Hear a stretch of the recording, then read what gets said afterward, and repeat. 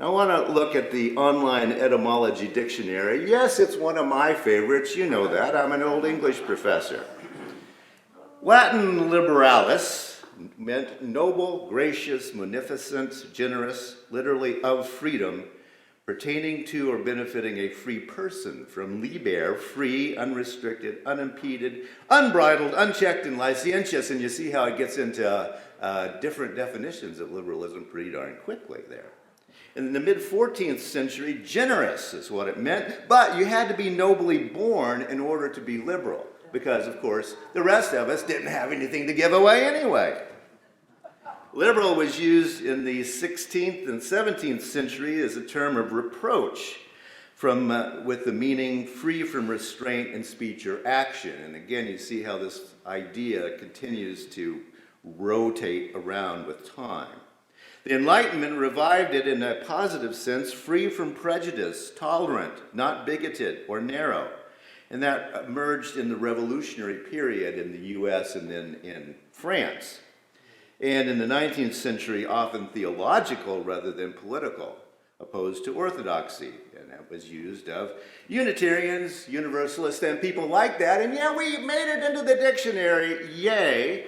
And if you are a Unitarian, a Universalist, or a humanist, you're a double liberal in some ways. You're really, really liberal.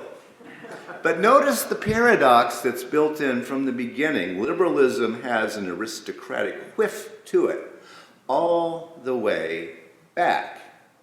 Now, that stays. And why is that? For one thing, being liberal requires a change in thinking, I think, that appears to be difficult for the human brain. Most of us liberals don't know when we did it. It wasn't exactly conscious as we began to change the way that we thought, but that's kind of what I want to think about for a few moments. Now, the 20th century German philosopher Martin Heidegger insisted that truth is not found but revealed. It's not found, but it's revealed.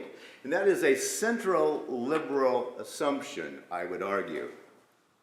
For example, when Copernicus discovered that the Earth rotates around the sun, that was revealed, right? Copernicus had not somehow messed with the heavens and forced the Earth to circle the sun. It had always been that way. The truth was discovered, it was revealed to humanity, and some of humanity accepted this as a new revealed truth, and some of humanity did not.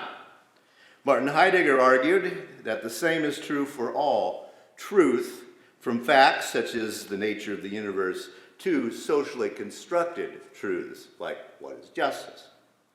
For example, the truth that males and females are equally suited to be fully functional citizens of a nation is a truth discovered by some societies.